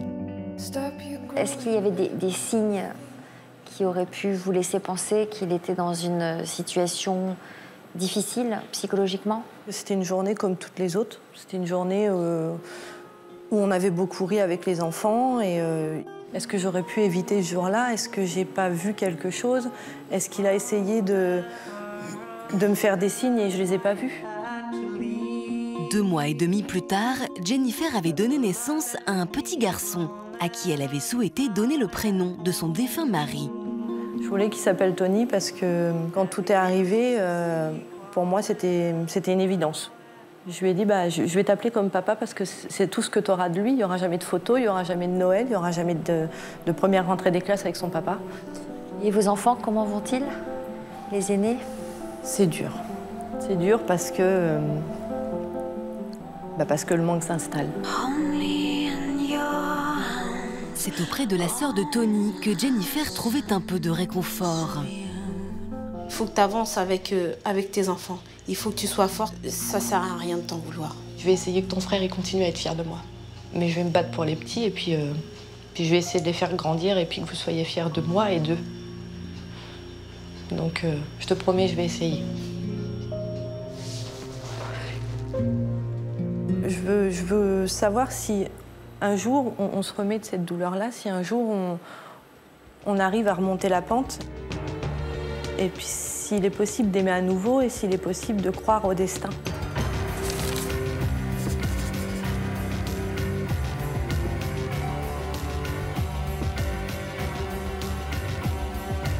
Plus d'1 an après sa venue sur notre plateau, c'est une toute autre Jennifer que nous retrouvons. Alors moi qui pensais ne pas rouvrir mon cœur après l'émission, comme vous pouvez voir, un bébé en route pour août. Donc l'amour est réapparu. Il s'appelle Moïse. On se connaissait d'avant puisque c'est mon beau-frère. Donc c'était le frère de mon mari. Les sentiments se sont installés. Au début, plus des sentiments d'amitié, de soutien, et puis l'amour. Si Jennifer est désormais sur le chemin de la reconstruction, elle garde néanmoins dans un coin de son cœur le souvenir de son défunt mari. Je pense beaucoup à Tony. Je vais moins au cimetière parce que mes enfants avaient de plus en plus de mal à le tolérer. Je pense que Tony reste gravé dans mon cœur. Il est toujours là. Donc j'essaye d'avancer tout en gardant une partie de Tony en moi. Malgré tout, c'est vers l'avenir que Jennifer souhaite aujourd'hui se tourner. Et c'est auprès de Moïse qu'elle a trouvé la force d'avancer. Quand ça m'est tombé dessus, j'y ai pas cru. Donc j'ai plutôt fui au début. Et au final, avec Moïse et puis surtout les gens qui ont su me dire « t'as le droit d'aimer, alors donne-toi les chances pour que ça marche ». J'ai écouté, donc oui, je suis amoureuse et je suis fière d'avoir fait tout ce chemin depuis le décès. Je crois en la vie, je crois en ce qui va arriver. Et puis la vie, elle peut nous apporter encore plein d'autres choses.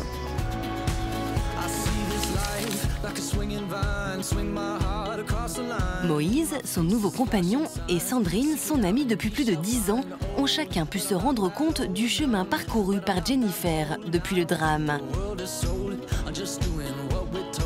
Quand elle a perdu Tony, elle s'était renfermée sur elle-même. Là, elle s'ouvre aux gens et c'est mieux pour elle.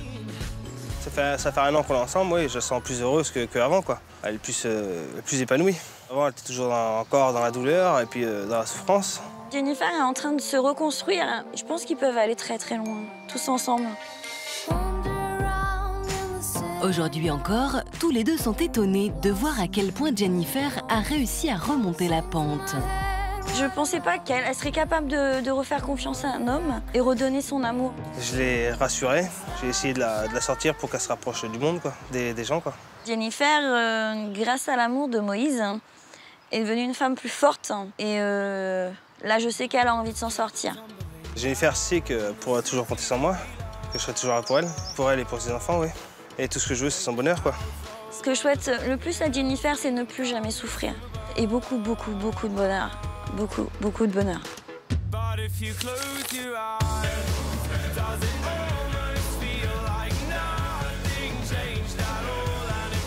Hérouville-Saint-Clair, près de Caen. Depuis un an, Jennifer forme à nouveau une famille unie, aux côtés de Moïse et de ses 5 enfants. Tu prends... Allez, en route. Cet après-midi, c'est dans la joie et la bonne humeur que tous s'apprêtent à passer un moment ensemble. Direction Ouistreham et les plages normandes.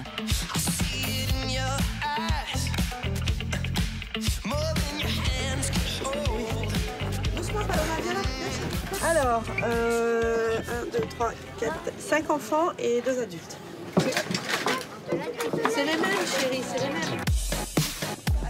Avec Moïse, Jennifer a donc décidé d'emmener ses enfants jouer au mini-golf. Un moment que chacun semble particulièrement apprécier. Voilà. Vas-y. Voilà. En plus d'avoir conquis le cœur de Jennifer, Moïse a aussi conquis celui de toute la petite famille.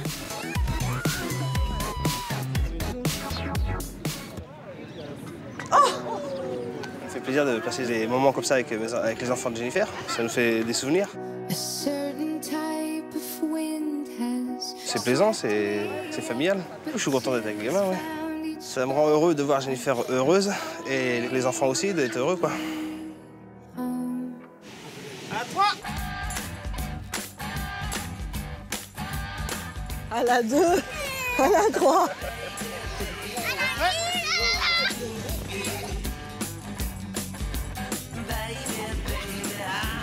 Quand je vois mes enfants s'amuser comme ça, je me dis que quelque part, j'ai gagné en confiance, j'ai gagné mon pari sur la vie. Et je me dis que je suis enfin heureuse maintenant de pouvoir les revoir sourire. C'était primordial et on en avait besoin. Désormais, Jennifer écrit une nouvelle page de sa vie. Fini la douleur et le chagrin, elle envisage aujourd'hui l'avenir avec sérénité. Merci de m'avoir permis de garder la tête hors de l'eau. J'aurais pu sombrer vraiment, vraiment, vraiment profond. Donc rien que pour tout ça, merci. Alors maintenant, il faut qu'on continue à avancer, qu'on profite, qu'on fasse des sorties en famille et puis qu'on évolue, quoi. Surtout des sorties en famille, oui, j'adore ça, faire des sorties avec toi. Et puis au mois d'août, on est avec moi le mois d'août, quoi. Ah, tu le veux, ton fils. Ouais, je le veux, ouais. Je t'aime. Moi aussi, je t'aime.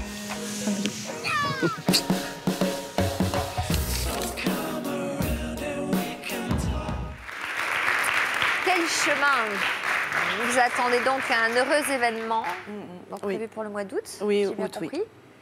Quel a été le rôle de Moïse au moment de la disparition de Tony? Il m'a secoué un petit peu. Il m'a dit, voilà, c'est fait. Maintenant, il va falloir que tu respires un bon coup et que tu te prennes en main parce que pleurer, voilà, ça ne servira à rien, ça ne le fera pas revenir. Et tu as les enfants. Donc, si les enfants te voient malheureuse, ils n'arriveront pas non plus. Donc, ça a été un peu compliqué. Et puis, je me suis dit, oui, pourquoi pas. Donc, comme j'étais restée aussi en terme avec les invités qui étaient venus sur le plateau, on s'est tous un peu soutenus. On s'est tous un peu mis des coups de pied aux fesses. Et on a tous évolué. Et Moïse a chaperonné tout ça. Qu'est-ce qui a été le déclic qui vous a permis de vous autoriser à vivre? De voir mes enfants sourire, de voir mes enfants arrêter de me dire maman, pourquoi tu pleures? Ou maman, c'est quand t'arrêtes de pleurer? Donc quand j'ai vu mes enfants sourire avec moi, je me suis dit bon allez, on y va et on croit en cette histoire et on va la vivre pleinement. Alors, il se trouve donc que vous avez une histoire d'amour avec le frère de votre mari. C'est pas évident déjà de s'ouvrir à la vie et une histoire d'amour, mais en plus avec le frère de celui qui est parti, j'imagine que les familles réagissent... Pas bien. Voilà, peut-être difficilement. Voilà, ça a été difficile dans le sens où, déjà de perdre quelqu'un, c'est compliqué, mais alors que la personne refasse sa vie avec le frère, c'est encore plus compliqué. Donc la famille n'a pas accepté la chose, les amis un peu plus. Qu'ils n'aient pas compris, je peux le concevoir. Moi, je n'ai pas compris le geste de Tony et pourtant j'ai réussi à vivre. Donc ils vont réussir à vivre avec. Moi, j'ai décidé de vivre cette histoire d'amour au grand jour, d'assumer, et je la vivrai jusqu'au bout. Comment vos sentiments sont-ils nés en fait? C'était quelqu'un qui était dans votre entourage, évidemment immédiat, j'imagine, après ce drame? Oui, aussitôt. Il a été là quand ça n'allait pas. Il a été là aussi quand j'avais un souci avec les enfants. Il a été là quand je n'avais pas de véhicule pour... Et lui aussi était dans la peine, j'imagine. Il avait perdu son frère. Et puis, Moïse, c'est quelqu'un qui ne parle pas beaucoup. Donc, il était dans la peine et je crois que c'est ce qui nous a rapprochés au final. Ah ouais. Donc, voilà. Qu'est-ce qui vous a marqué en particulier le jour où vous êtes venu sur notre plateau? Ce qui m'a marqué, ça a été... en fait, j'ai compris que je n'étais pas toute seule, qu'il y avait beaucoup de personnes à des stades différents du deuil qui étaient là. J'ai compris que ça n'arrivait pas qu'aux autres et que je n'étais pas forcément responsable, qu'elle aussi, elle s'était posé les mêmes questions au même moment. Et la psychologue qui était là m'a beaucoup aidée en me disant la personne qui reste, c'est la personne coupable. Donc, ce n'est pas le cas. Si on avait des réponses au suicide, les gens ne se suicideraient pas et on arrivera à comprendre. Et c'est vrai que ce qui m'a aidée, c'est l'amour que j'ai trouvé sur le plateau. Parce que là, on m'a vraiment comprise et je n'ai pas été obligée d'expliquer. Ça a été un peu comme une grande famille. Quelles ont été vos premières décisions quand vous êtes rentrée chez vous? De vivre, de me le Donc ça a permettre. été quand même ça a fait tilt quand même, ce passage dans notre émission. Ça a été pour vous une révolution. Ah oui, mais ça a été un électrochoc. Je pense que si je n'étais pas passée dans cette émission, j'en serais sûrement pas là actuellement. Parce que j'ai trouvé beaucoup de réponses, j'ai trouvé beaucoup de réconfort et ça a été vraiment la boule de neige. Écoutez, en tout cas, ça nous réjouit de vous voir comme ça et d'entendre ça, parce que c'est vrai que c'est quand même ce pourquoi on travaille tous les jours ici dans cette émission. Comment vous décririez la femme que vous êtes devenue? Je suis devenue libre déjà dans ma tête et encore plus sereine. Maintenant, je vis les choses au jour le jour, mais avec l'envie de dire ça ne m'arrivera plus et maintenant, tout ce qui doit être vécu, je vais le vivre. Ça plaît, c'est bien, ça plaît pas, tant pis. Et je suis fière de tout ce que j'ai réussi à construire autour de ça. C'est-à-dire quoi? Vous êtes libre dans votre tête? Libre par rapport à quoi? Quand Tony est décédé, c'est vrai qu'après, je m'étais renfermée dans... Je devais être maman, et j'avais plus le droit de vivre pour moi.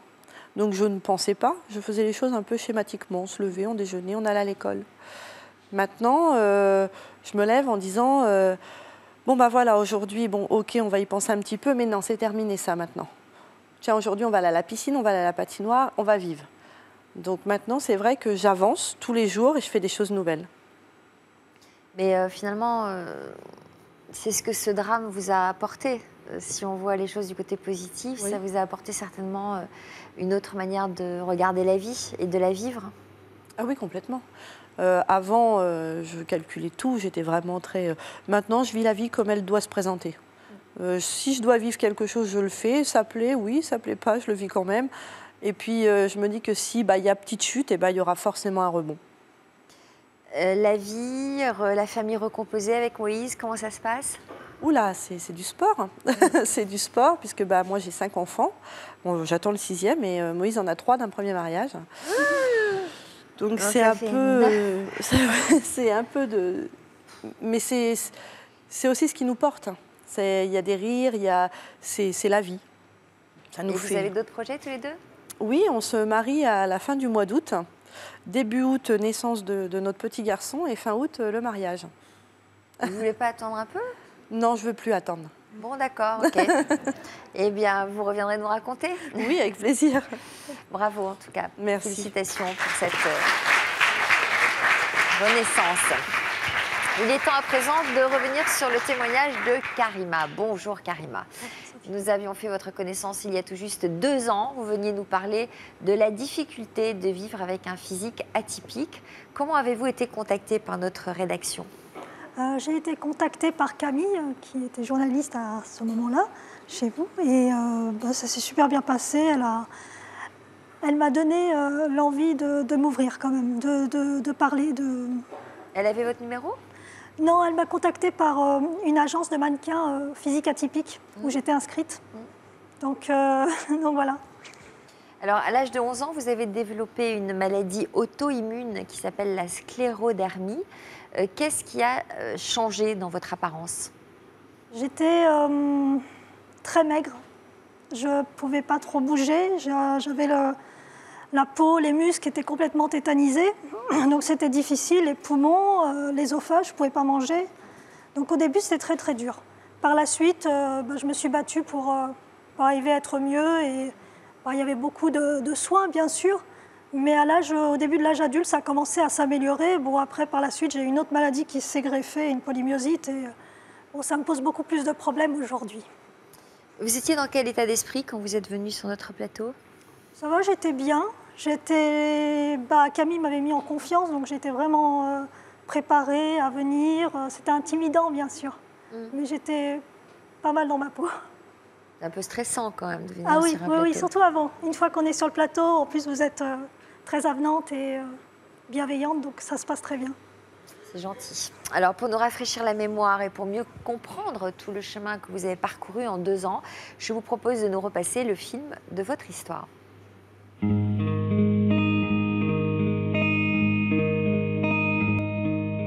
Des moqueries, surtout quand j'étais très jeune, ça a été très difficile à vivre. Des critiques qui, durant toute sa jeunesse, avaient fait souffrir Karima, atteinte d'une maladie génétique rare. J'ai une sclérodermie. Qu'est-ce que c'est? La sclérodermie, c'est un surplus de collagène qui fait que ça fait un durcissement de la peau. En fait, vous n'avez plus d'élasticité et le visage devient comme rigide. Et je ne peux pas m'accroupir, j'ai du mal à monter les escaliers et puis j'ai beaucoup de problèmes pour respirer.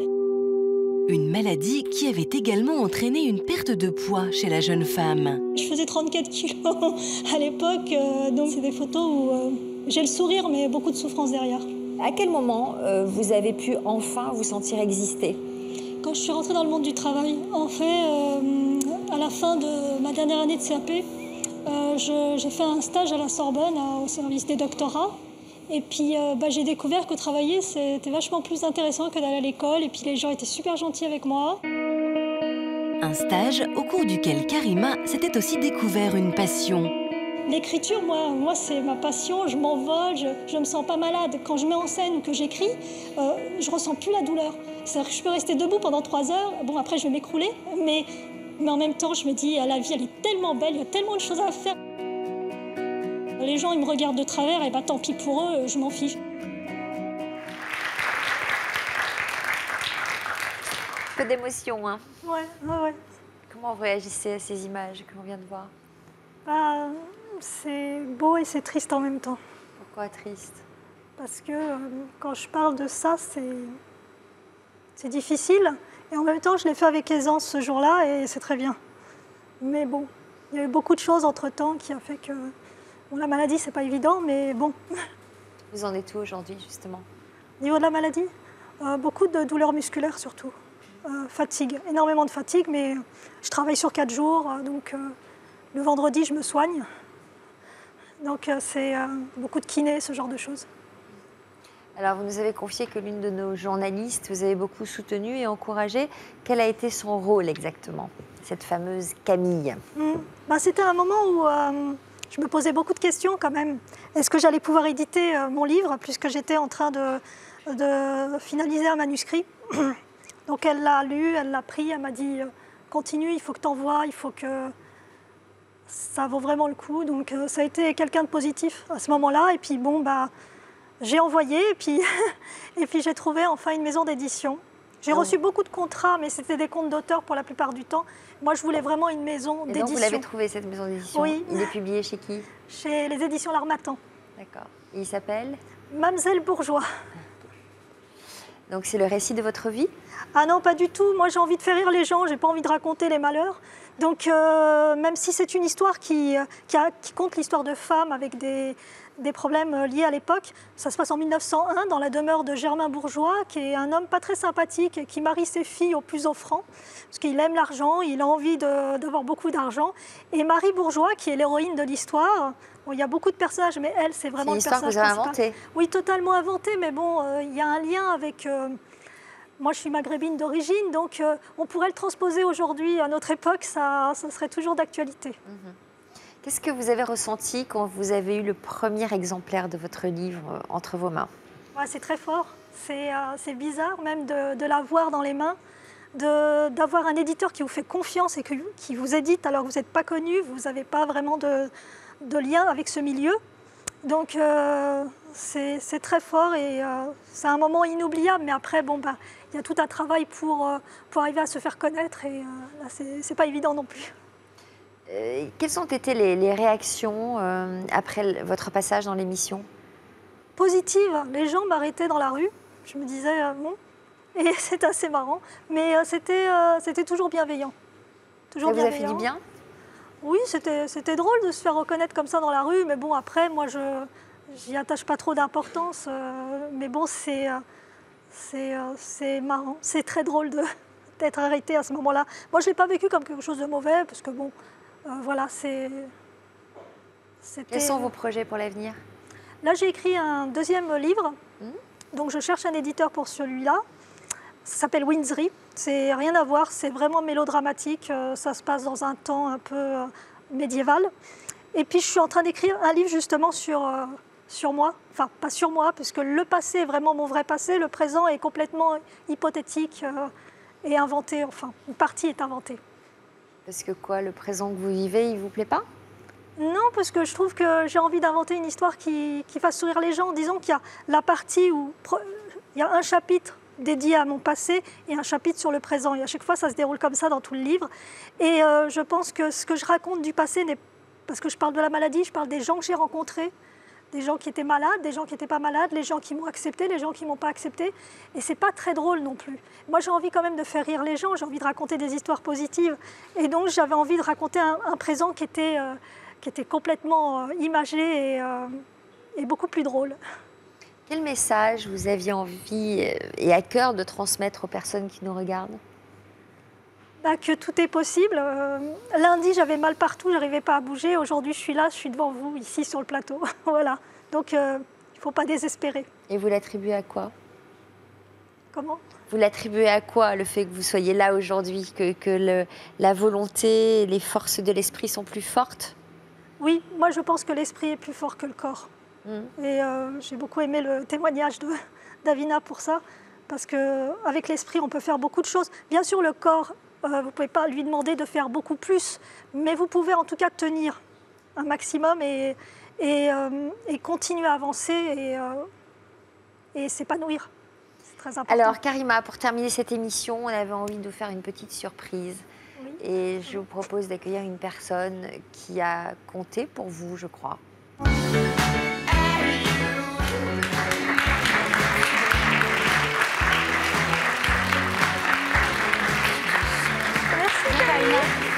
Alors, il s'agit de la fameuse Camille dont vous parliez. Camille qui était en contact avec Karima en préparant l'émission. Quel souvenir vous gardez de cette jeune femme?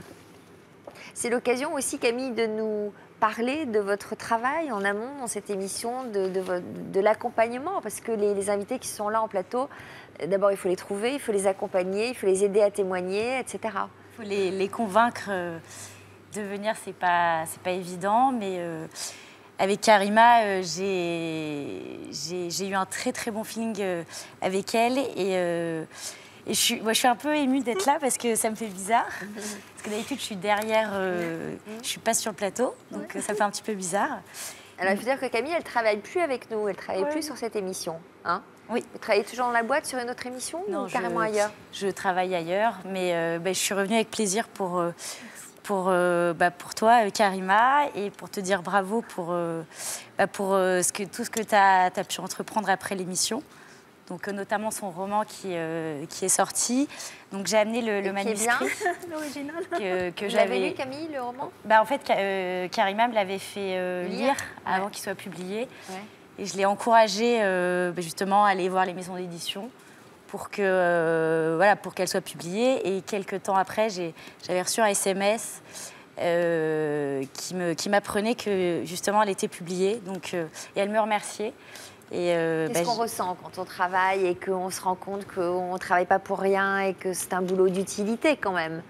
C'est très touchant parce que on ne se sent pas forcément utile, mais quand on apprend que ça l'est, ça nous touche énormément. Moi, je suis hyper heureuse de tout ça et je suis émue, donc j'ai un peu du mal à trouver les mots. Moi, je peux vous dire que présenter une émission de télé qui produit ce genre de conséquences, c'est-à-dire qui permet aux personnes qui participent de grandir dans leur vie, de laisser des drames de côté, de croire à nouveau en l'avenir, etc. C'est immense quand même. Oui. C'est pas une émission de télé comme une autre. Bien sûr. Surtout quand on voit que les personnes avancent et que l'émission les aide. Je suis touchée, et énormément touchée. Qu'est-ce que vous avez envie de lui dire aujourd'hui à Karima? Bravo. Et puis de continuer. Et je crois que tu écris un deuxième roman. Enfin, tu l'as écrit? Oui, il est écrit depuis un petit moment. Là, il est en correction. Elle cherche une maison d'édition. J'espère qu'il va être édité, qu'il connaîtra beaucoup de succès. Merci. Voilà. Merci pour ce témoignage plein de force et de passion. Nous souhaitons de continuer sur ce chemin de l'écriture. Je vais vous demander maintenant à toutes les deux de signer le grand livre de l'histoire continue. On sera peut-être là, le jour du mariage. Vous nous présenterez votre bébé. Merci d'être revenu nous voir. Merci à vous. Merci à tous pour votre fidélité, pour votre confiance. À bientôt pour d'autres témoignages. Tout de suite, le sommaire de notre prochaine émission. Bon après-midi sur France 2. Merci.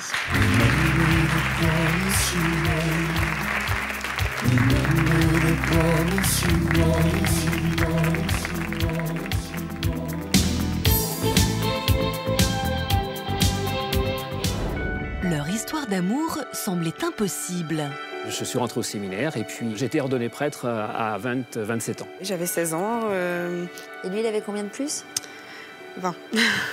Aux yeux des conventions et de la morale, leur amour était interdit. Quand j'ai commencé à en parler aux copines, c'est là que j'ai compris que ça pouvait poser des problèmes, mais bon, après, ça m'a pas arrêté non plus. Un amour qu'on s'interdit de se dire ou de voir à soi-même, puis jusqu'au jour où ça éclate, parce que l'amour, il peut pas trop se contenir. Et pourtant, ils ont cru en leur histoire. J'avais pas le droit de le voir. Vous avez obéi? Pas du tout. Au bout d'une semaine, j'ai pris le téléphone, j'ai dit je peux plus tenir, voilà, faut que je te voie. Tu m'as pas oublié, j'ai demandé. Je lui ai répondu que j'avais jamais oublié ni ses yeux ni son sourire. Et des années plus tard, ils peuvent enfin vivre leur amour. Ah, vous lui avez dit quoi? Ah, j'ai dit, il faut que je te cause. Il fallait pas qu'elle reparte sans savoir. Quand je l'ai revue, c'était évident. Évident. C'était, on est tombés dans les bras l'un de l'autre, on s'est embrassés. Quand on sent que cet amour est là, présent, sincère, profond, eh bien, il ne faut pas hésiter. L'homme est fait pour être heureux.